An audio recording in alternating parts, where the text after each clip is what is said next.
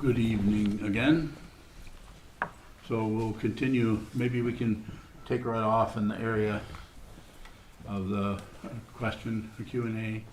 It was Peter's question, I think. It was about too late to begin practicing or too old. I can't remember how the question went, but this I use this example, this matrix of time and space creates a web of belief that we think this is real, that the space that we're in and the illusion that something just happened and something else is going to happen.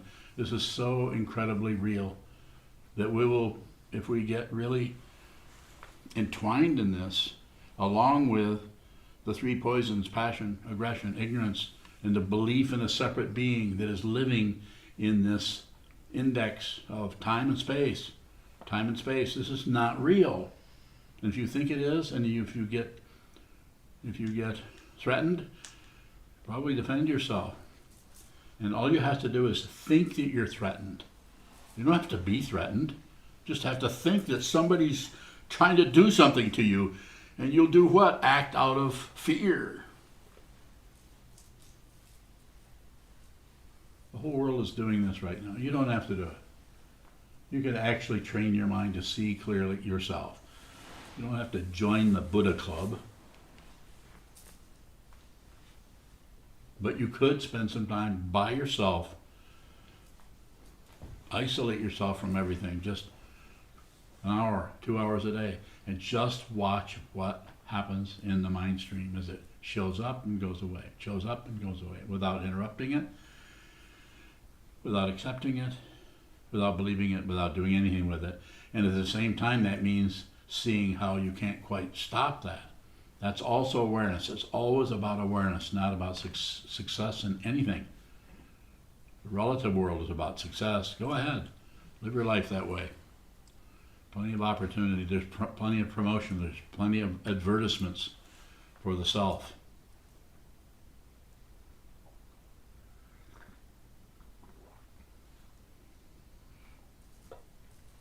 Take some questions. Sokuzan, you tell the story about how it took you a long time to see what Coben was pointing at, that you Yes. were full of yourself and bullshitting yourself and him. Yes. Was there a flavor of shock or surprise when you saw that? It was intense embarrassment in 2002 when I saw I'd just been lying to someone. I was lying to him. When he showed up, I really felt like I didn't need another teacher. I had Trungpa Rinpoche. He'd only been dead about 3 years at that time. I had incredibly intense and highly formal tantric practices that I was working very, very intensely on. And I felt like that's all I needed to do. I needed to do those. So when I met him, I didn't think I really needed a teacher, but I still asked him for a Jukai. So I was lying to him. I didn't really want Jukai. But yeah, I wanted him to give me Jukai, but I didn't really want Jukai. I didn't really want a teacher. Pride. There's no way you can identify pride. You can't see, if you're full of pride, you can't see that because it's a thin layer right over that part of the consciousness that is wrapped up in a self. It's like a tight fist that you've covered with a patina of gold or caramel corn. You can't see it. And even the teacher can come up and say, you might want to look at this. They won't even say that. They won't be that polite. It might be what Coben did with me, and that's ignore me. Wouldn't talk to me on the phone, would hang up.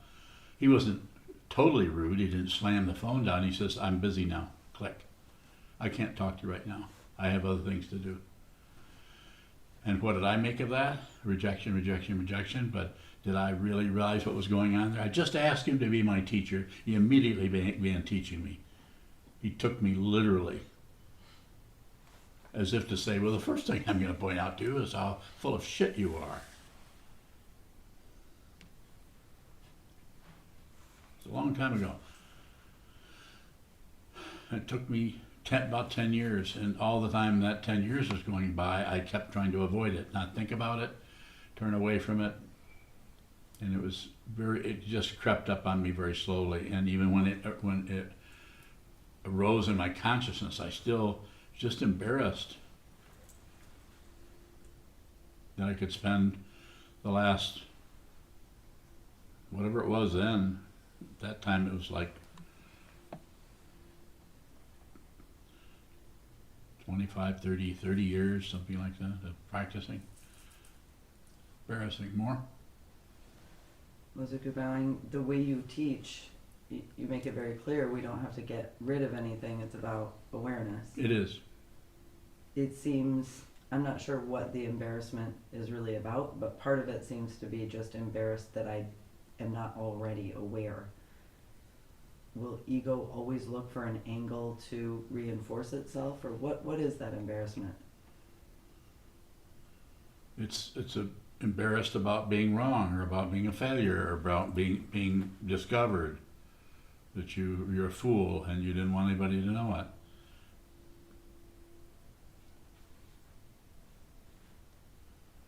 More about that's a good area to ask questions in. Mozuku bowing, if there's an element of surprise, I mean that embarrassment is kind of like a surprise, does that suggest that I believed I wasn't full of myself? I'm just not sure why it's surprising. Yes, that's correct. You actually think that you're not full of yourself. You think you have a description of yourself that completely avoids that part of the consciousness that is full of pride. It's a classical Yogacara teaching, pride of self. Self-reference is another one. Thinking that everything is about you. Start to tell somebody a story about your dog and they immediately interrupt to tell you about their dog.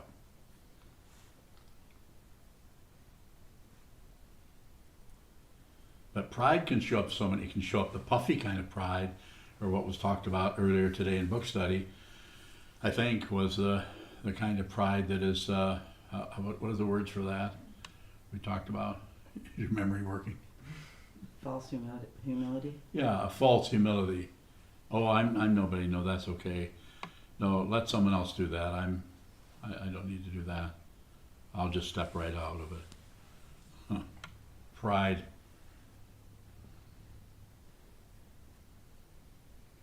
And if you think I don't see this in any of you, maybe you're right, maybe I don't.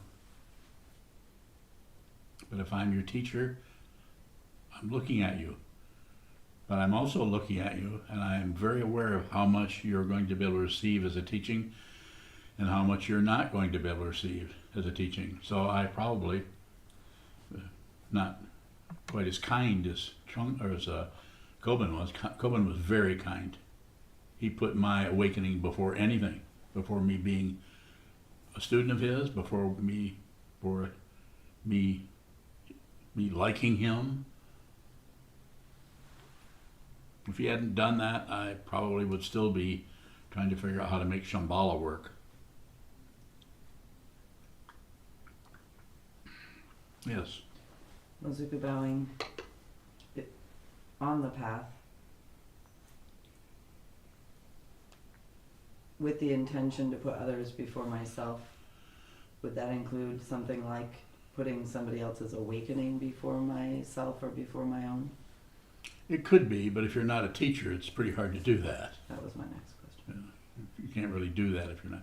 Just be kind to people. Realize that people are dealing with their own crap. And you don't know what their crap is like. So you could put them just like the meeting we had here today. Everyone that was at that meeting, not just this old teacher, which you always do that with the teacher, but everyone that was in that meeting, put them before yourself. Not your agenda about this place here, which you're being the Eno, you're in charge of the Zendo. That does not come first. The people come first. Yes. Mozuku bowing, does being kind to people, particularly in Sangha, mean pretending you believe their lies or bullshit or however you want to say it. Pretending you believe that? Hmm. Pretending, so Functioning as though you I take them didn't at face say value. anything about pretending anything.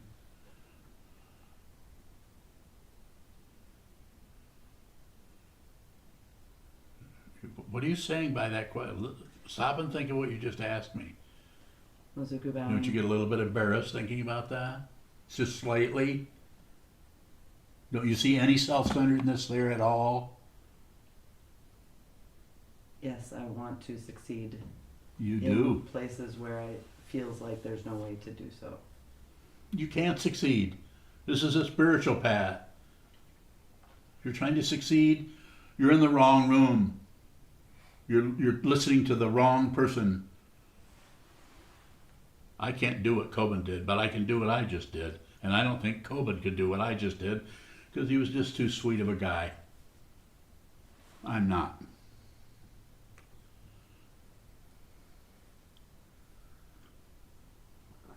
More if you haven't. Good question. Mozuku bowing, what does kindness look like? Just be kind. You don't have to look at somebody and realize that you can see how they're kind of crazy or they're confused about something or they keep contradicting themselves. I have people that have a lot of difficulty about me contradicting myself. And what do? If you're a student of mine, I'm deliberately going to contradict myself around you because you don't want to get this from the world because you won't be able to see it as a teaching. But if I'm your teacher, then I can do that and then hopefully, supposedly, possibly, you'll receive it as a teaching. Or you'll run away or think I'm nuts. This is why this teaching is often called, especially in the Tibetan tradition, crazy wisdom, because to ego, it's going to appear crazy because we're dealing with something that is what? Crazy. So it's going to take crazy teachings in order to deal with the craziness of the mind that so much believes in his, her, their ideas and beliefs and opinions and judgments.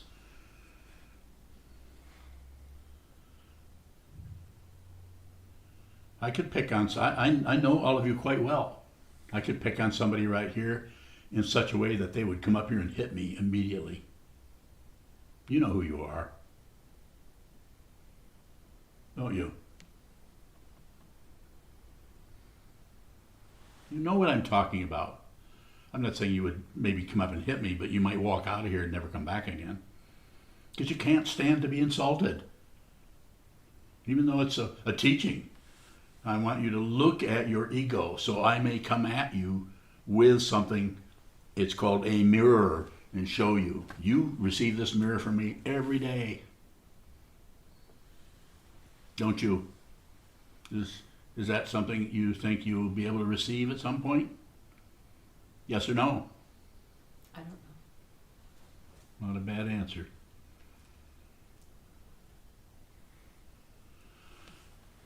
Questions on Zoom. If I insult you on Zoom, you can't get to me. Ray, I'm bowing. Yes, sir. It's loud. Yeah, I was wondering. I can hear myself. Sorry. I was wondering about. I'm going to enter one, and I'm looking at one from the Mahayana tradition, and another one that's Theravada. And I was wondering, which one do you think I should go for? Bowing. So, Rehan, did you fix that? Okay, your voice was had some difficulty, so they've made an adjustment in the technology. And so, if you would ask the question again, I'll try to respond in a way that's helpful to you. Of course. So I'm looking to enter into monastery life. Yes. And I'm visiting two monasteries. One is from the Zen tradition, and another is from Theravada. I've practiced with you for 3 years now. Yes. And I'm wondering, what do you think would be most helpful for me, going to the Theravada tradition or to go for a Zen tradition, bowing? So there's no way there could be a Theravadan tradition that would be the very best thing you could do. And there could be a Zen tradition that would be the very best thing you could do. But there's no way that I don't have the information. There's too many variables. I mean, not only with your karma, your life, but with these particular monasteries. Just because they're Theravadan or just because they're Zen doesn't mean that they're this kind of place. This is a Zen monastery. This isn't like any Zen monastery. I didn't study in a Zen monastery. I studied under a Tibetan master. So I would say, let me ask you this: where are you living now? Are you in UK? Yeah, UK. And so, either one of these places in the UK? Yeah, they're both in the UK. So I would just go there and visit and maybe stay at each one for maybe a week. Can you do that, or have you already done that? Yeah, no, I've arranged that already. Yeah. Well, I think that's pretty good. But I would do it very slowly. You look like you're a pretty young man. Yeah, So 31. yeah, 31. That's young. So Youngish. Yeah, yeah. yeah, so you could uh, go to either one and stay for a week, 2 weeks, maybe even longer, and then go to the other one. A lot will depend on the teaching person that's there. Is there a head teacher, or is there an abbot of those places? Yeah, there's an abbot at the Zen a monastery, but at the Theravada one, I haven't spoken to them yet. I've sort of only got through the secretary sort of thing. Is it Soto Zen, Rinzai Zen, or some other? Soto, and they've mixed it a little bit with Christianity. So when they sing, it's very high pitched. Ah, well, that's kind of nice. Yeah, I found that interesting. Yeah. The Theravada school is it's a forest tradition, so Okay. they've got all the rules. You know, the monastic rules. There's 127, I think. Yeah. Well, that might align itself with your situation pretty well as far as rules and everything, depending on how your wiring works. And also, I could say that if the Zen tradition, depending on how that's set up, sometimes that can be pretty formal too, depending on who's running it. So I would say you'll kind of know if you need to do either one of those. I think it'll probably show up for you. Maybe it won't be either one. Maybe they won't be open to either one of those. It's possible.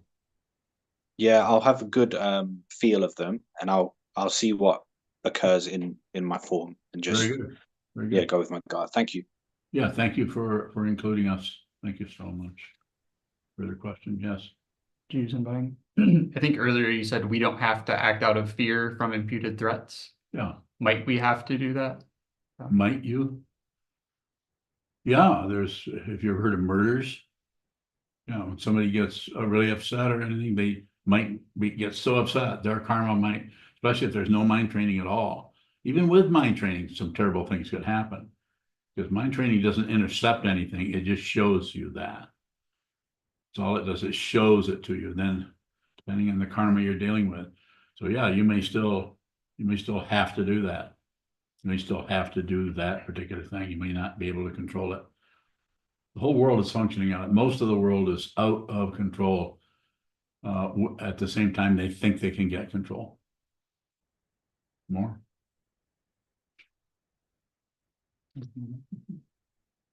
Anything further? Please don't hold back, please. I'm in here. There's anything you can ask me about that I can't respond to. Maybe not, maybe it won't be so helpful. I don't know, but let's make use of this together. I didn't spend the last 30 some, 40 some, 50 some years studying this to just go somewhere and to an old people's home and die. Yes. Davine, how do we tell the difference between an intuition that might be something we need to act on and just our crazy mind making up a story? But you've heard my teaching, I guess you call it that, a slogan that I have: don't do anything unless you have to. You don't have to do something, don't do it. And that way, it's a kind of another way of addressing the idea of patience. You don't do it if you can. You might be so impulsive about something or so terrified of that you just have to cover it up, or you just have to do this, or you just have to have a beer, or you just have to go for a ride. You have to. But if you don't have to do anything, then don't do anything. And if you reflect on that, if you don't do anything, you'll just be sitting there. And what's another word for that? Awareness. Just be aware. Be aware of the feeling of the impulse to do this or do that. Be aware that don't hook up your dog sled to anything. Just hold still. Watch what moves. then if you really have to do something, you probably won't be able to resist that. You might wait an hour, 2 hours, 3 days, might wait a week, might be a year before you actually do something. I would say the same thing to Raham. I'd say don't go into any monastery at all. Don't go in there unless you have to. I think he's still there, but he might be. I got to do something. I need to go train my mind. Do you notice I'm not asking him to come here? Reflect on that. Don't come up with an explanation of it. Yes. Those are bowing with don't do anything unless you have to. Is it possible? Is it possible to see when I'm getting a credential for that? I don't seem to notice that until I realize I'm resentful and saying, I didn't say anything or I didn't do anything. And then, It's kind of suspicious. very. What's your question? Can we see when we're actually holding back or putting a tether or some tension on it in order to bring awareness, and when that's just more of an ego ploy or a credential? It's awareness is what's important. There may be ego, there's going to be something happening like that. Just be aware. And what you do is not near as important as being very clear about what you're doing, or very clear about what you're not doing. To be very clear and aware of that is so important, not to take up a particular position about. Yes, sir. What do you mean by clear? See the structure, the way you're clinging, or you're making a demand on something in your mind, or you're very clear that you're running a story about something somebody said or did over and over. You're very clear about that. You're not stopping it. You're just clear that you are producing a bunch of stuff. Just look at it. Be very kind and accommodating, you can even say, to your mind stream, so that you can be aware of those things rather than try to cover something up and then it just bubbles out under something else, or comes out over here, or it changes its tune so it's a little bit more acceptable. Whatever raw material is arising in the mind stream, receive. Yes. On the surface, it feels like clarity would be the lack of the three poisons, but you say that they don't have to go away.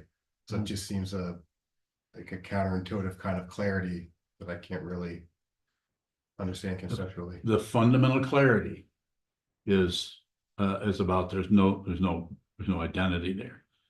But the other kind of clarity is seeing that anything that shows up, passion, aggression, and ignorance, is dependently arisen. So to fight with or argue with or trying to manipulate relative truth or pratitya samutpada or dependent origination, to try, you might have some success because it responds to being pushed. It pushes back. It responds to being pulled. It pulls back, and it responds to being shut down. It also turns away because it's very mirror-like. So this is why it's about being aware of that, and by being aware of what's coming and going, slowing down, speeding up, whatever, just being aware without adding anything to it if you can help it. Don't put anything on it to distort that or change it or allow it to hide out in some. So then eventually what happens, without you even trying, you see that there's no one there. You see that which is arising is so powerfully seen as an illusion, then you realize that they're also the one who was viewing that was also unreal. That's a way of talking about it. It's usually taught that you'll see through the self first and then through other. More? Is there a lack of resistance in the clarity?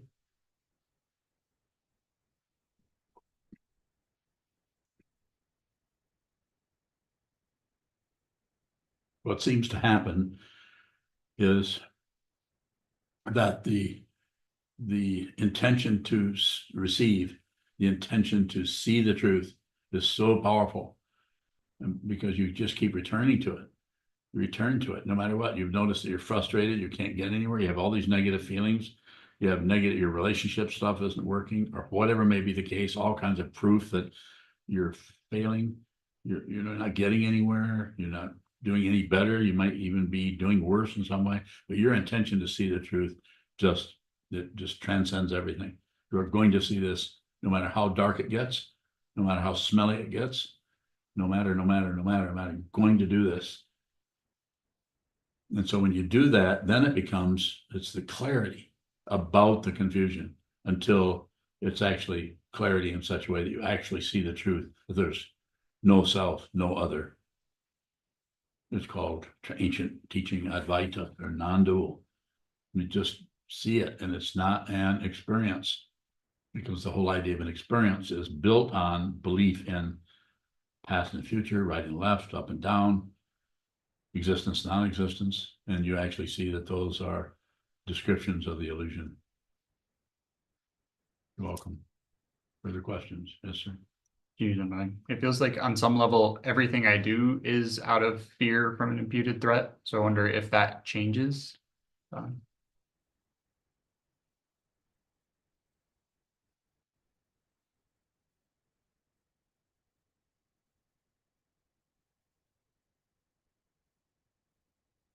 If you're just aware of it and you don't try to push it aside through blaming, don't try to push it aside through actually avoidance of something. So one, you've got passion or blaming. The other one, you've got avoidance or deliberate ignorance or distracting yourself. You don't do anything with that. And then also, obviously, don't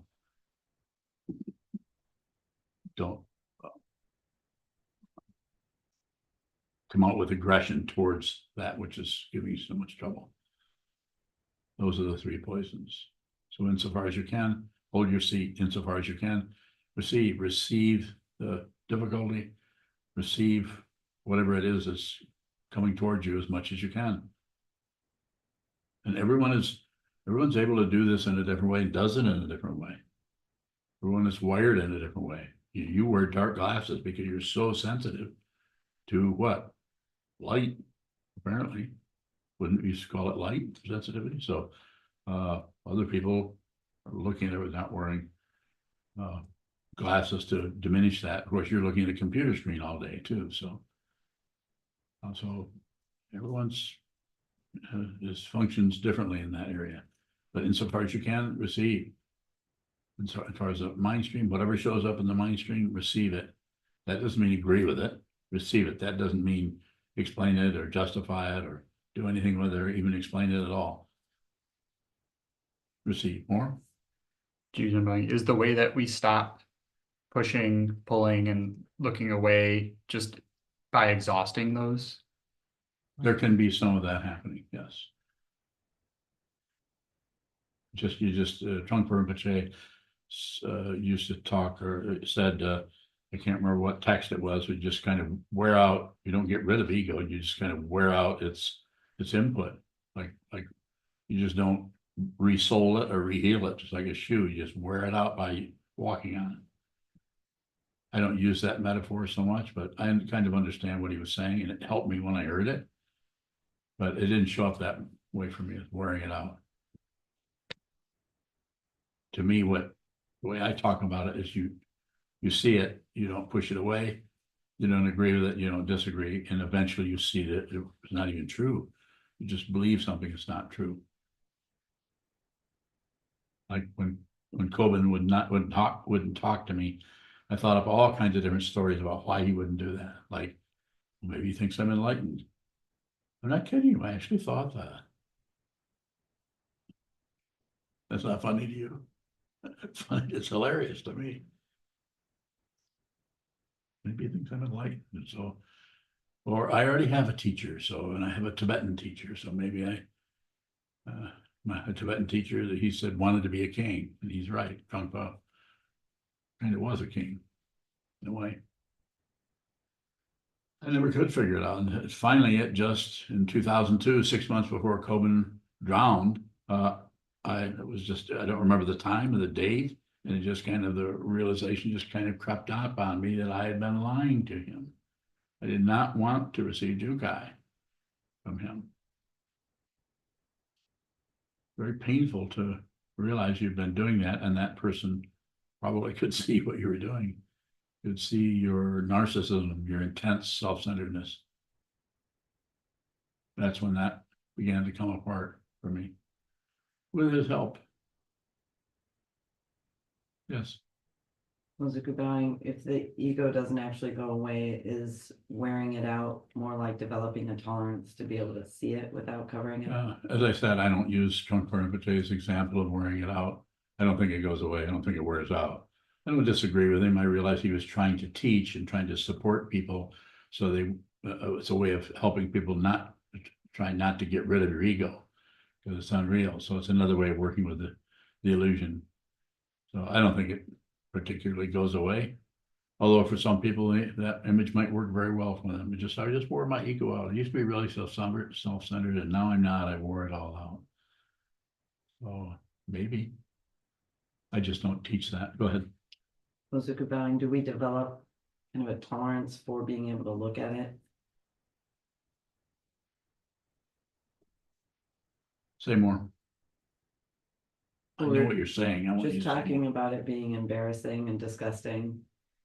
So you want to push it away or It's cover embarrassing. it up.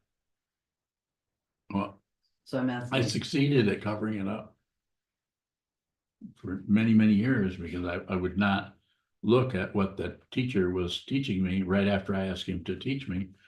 He started treating me in such a way that it magnified that part of my mind that wanted approval from him.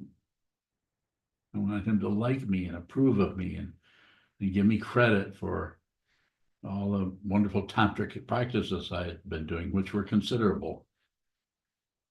He gave me no credit for anything.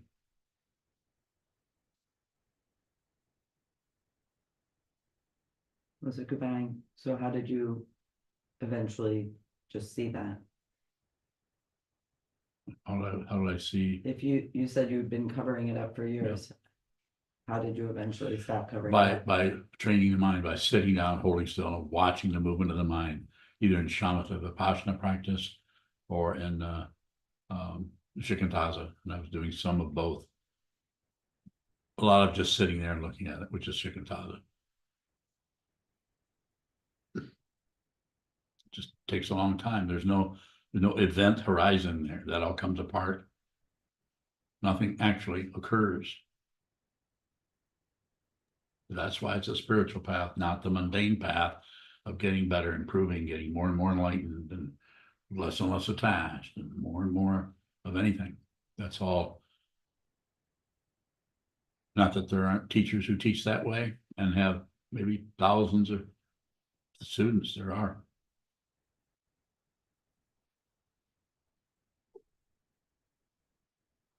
Have a question? Yes. So Corinne bowing. Tomorrow, we're inviting Unyo to come up for a Shuso ceremony. Yes. What is the intention of the Sangha when entering into that combat situation? What should our intention be when sitting in front of Unyo bowing? So just to whoever's doing Shuso is just ask them questions that are about the teachings, not to embarrass them necessarily. Just ask questions about what's going on with them in terms of their understanding. Is there something else you're asking about? So Corinne bowing, the combat aspect of it, I don't understand. That's coming out of a macho Zen tradition. I'm not saying that it won't be there, but not so much in favor of that as a deliberate thing that you would do. You might say, well, why do I get so grouchy and angry and yell at people and so on like that? It's a little bit different situation. So Corinne bowing, Yes. what does it mean to put another student on the spot? Bowing. Just ask them questions about their practice and about what they're doing here, why they're even wearing a robe. You can ask her that question. Have you had Shuso yet but you're going to here in the next few weeks probably. So, and then you will be asked questions about that, and it doesn't, there's no right answer to any of it. So it's about, I know Shuso I went through in California a number of years ago. I don't know what year it was, what year was it? 2010. 2010, so not that long ago. People endeavor to put you on the spot. I don't remember. Can you say anything about it? You were there at that ceremony. They would present themselves in front of you or from their seat and ask Dharma questions. There were a number of people there who had already been transmitted. They had brown Roxys on, so as I recall. Yeah, And it got emotional to it the did for point me. where Shoho Mike had to kind of tamp that down. It was at least my projection of the situation. Yeah. So you've been to a few of those, haven't you? Yeah. How's it look to you? Does it look unfair or anything about it stand out to you? Soker bowing, it appears that there are occasionally some challenging questions that border personal information that feels awkward for the Sangha, and yet it also feels like the last chance to ask those questions before. So I know I talked to Chazon just recently. He's on here and I don't see his name, but Senshu's on, so it's very possible he's here too. But he said something to me about has his very definite position on that, on not asking a personal kind of not doing that, not going into people, but ask about the Dharma practice rather than personal interactions you've had with somebody that might bring up things that are really none of anybody's business. And I think he has a point. That doesn't mean you can't ask challenging questions to a person. Or Soker bowing, you said you'll be watching us closely. yes, What are you watching? I'm just watching. I'm not coming to conclusions. I don't need to come to conclusions. Everything else is coming to conclusions. If you don't come to conclusions, nothing will happen. I'll probably fall asleep. Pretty definitely will. Yes. Are you still watching when you fall asleep? No, I'm not that weird. No, I'm asleep.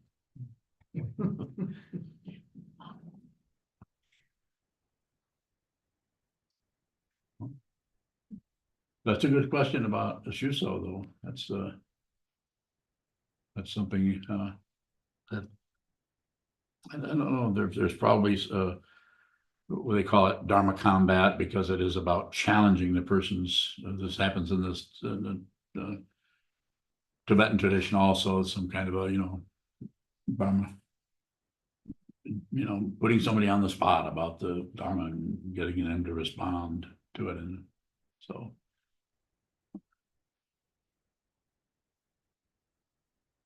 Yes. How many times can we say, I don't know? How many? I don't know. What a setup.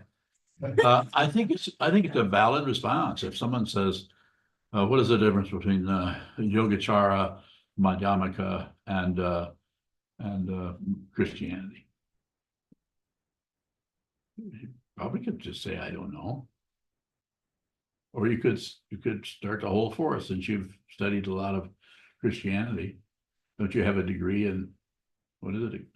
Masters of You have a Divinity. master of divinity, and now you're a fully ordained monk. I think we'll probably have to ask you that one. You can hold forth.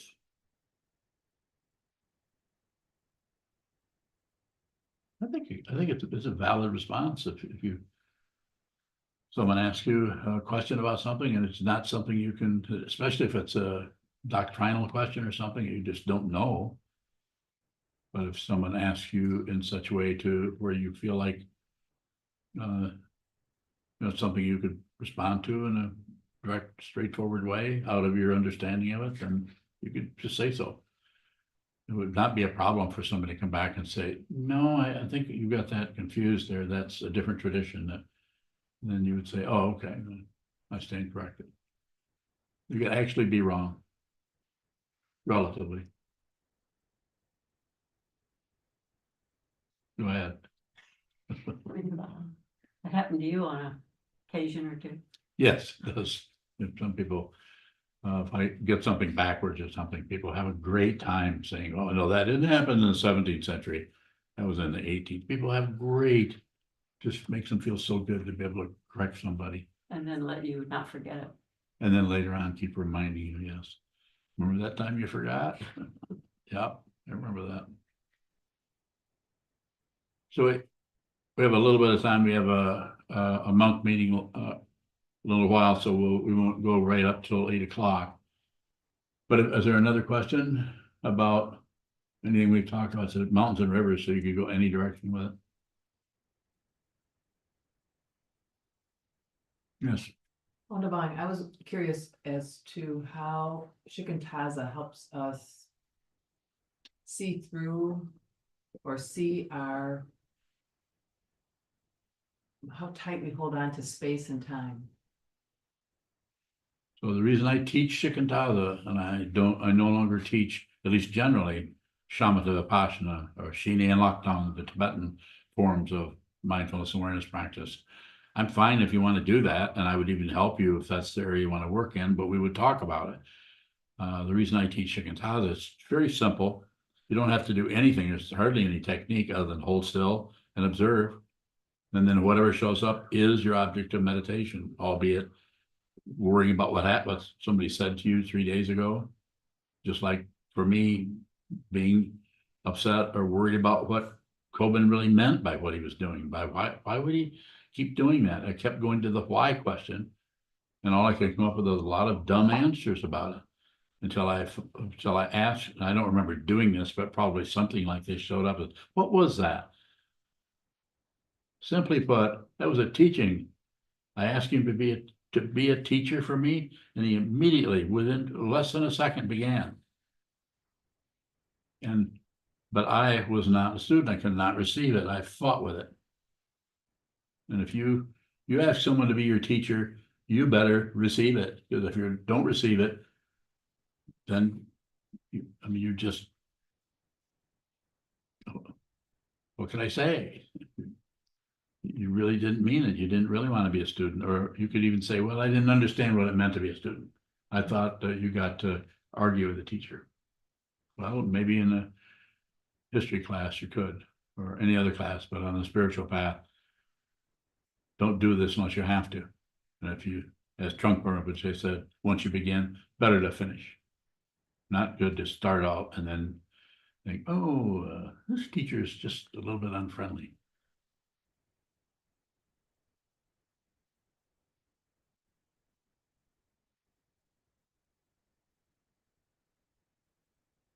Sir.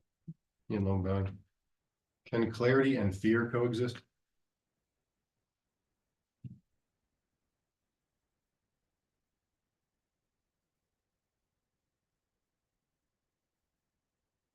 Yes.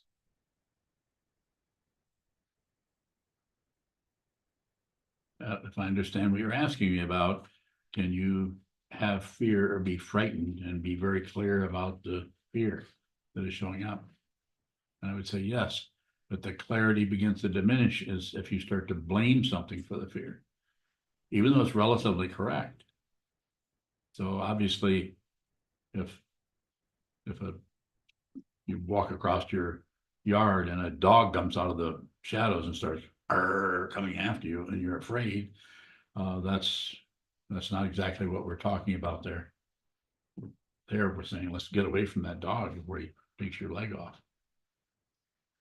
But the other kind of fear that I assume you're talking about is just fear of what, the unknown, or something you're not sure of what that is. It's just a matter of being vividly aware of that as much as you can. Just be aware without covering it up, without explaining it, without distracting yourself from it. Clear, go ahead. In Long Valley. You just say without, it seems like when those things occur, it's based on fear, like some kind of fear of oblivion. Yes. Fear, I just can't understand conceptually what the opposite of clarity would be like, or what would prevent clarity. This is clarity. This presents it. This is clarity. This prevents it. This is clarity. This anything other than the fear. Who caused the fear? How to get away from the fear? Charging right into the fear to. It looks like that's causing the fear. Then I'm going to have to go to war. This is what wars are based on. That, as you know, like in ancient times when everyone wore metal suits, and they would. Two people in metal suits would approach each other not knowing what's going to happen, and one of them would raise his visor, which meant don't fear, I'm not going to fight with you. The other person would raise his. This is where the salute comes from, raising the visor. I'm showing you my eyes, so I'm not going to charge you. But other kinds of fear are just so complicated. The best you can, fear of the unknown, fear of death. Fear of death is powerful. But if you're fearless, then nothing. I'm not saying something can't frighten you or jump around the corner and cause you to be temporarily fearful, like a dog running across the yard. That could be scary. So it's not like you no longer become a biological person that is, doesn't mind if your leg is torn off. The consciousness is still totally wrapped up in this being a human form, except we know it's unreal. Just like we know Stephen King movie is unreal, but doesn't mean that we can just look right at it as if nothing's happening. We look at it and we're worried about those two little girls down at the end of the hallway in The Shining. That's scary. Go watch it sometime and just continue to eat your popcorn, or go to the kitchen to get some more while the movie keeps playing, so you don't have to look at that.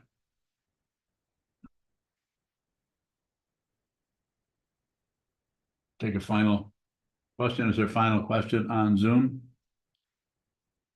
Especially from someone who has a question that is impossible for me to answer. Yes. Jeff Jeff. Bowing, You have an impossible question? maybe. You mentioned the only way for me to stop drinking was to notice I always needed a drink. And it's easy for me to look back and see how harmful alcohol was in my life. It's so hard for me to figure out what's harmful and what's not to me and to other people that isn't booze. I just don't know what to do with because some of my behaviors are like I put that energy into running and cooking, and I can, and even meditation, I can see myself do that too much. So I just don't know what to do with that energy sometimes. Do you have any advice, Jeff Bowing? So I'm very biased when it comes to this. I don't know what it's like to be you, Jeff, but I have an idea what it's like to be alive for a long time. And I would say the more you can sit still and observe, call it meditation, call it pineapples, whatever it is, it's to hold very still and to observe what's happening, coming and going in the mind without grasping, rejecting, or shutting down. And the process of awareness there involves seeing how you can't stop certain things. It's to be aware that you can't control your emotions. It's about awareness there. This is the way that the dependent origination that is arising as your particular karma, a word for action, shows up, so you can actually be, another highly technical word, be responsible. The ability to respond directly without comment, without a past, without a future. Just receive whatever shows up. It's yours, your life. Don't miss your life. You can do that. Is it easy? Impossible to do. It just feels impossible to do that. That's why it's a spiritual path.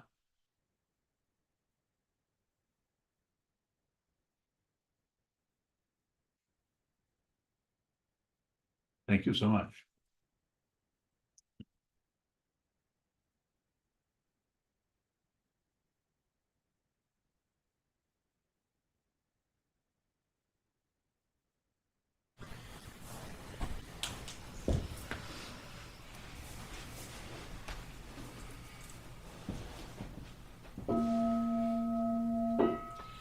May the merit of this penetrate into all places so that we and every sentient being together can realize the Buddha's way.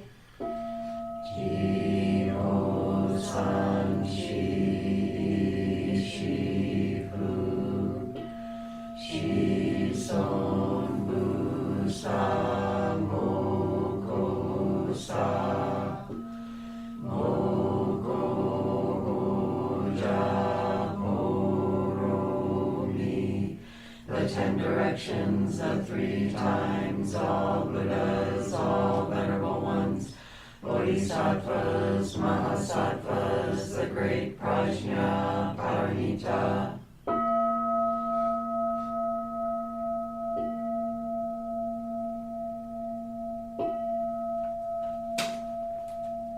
O Buddhas and Bodhisattvas of the 10 directions and the 3 times, please hear us. Please come down out of the light and protect Sokukoji Buddhist Temple Monastery, our Sangha, families, friends, and visitors. Heal everyone who is unhappy, sick, or suffering, and fill them with light.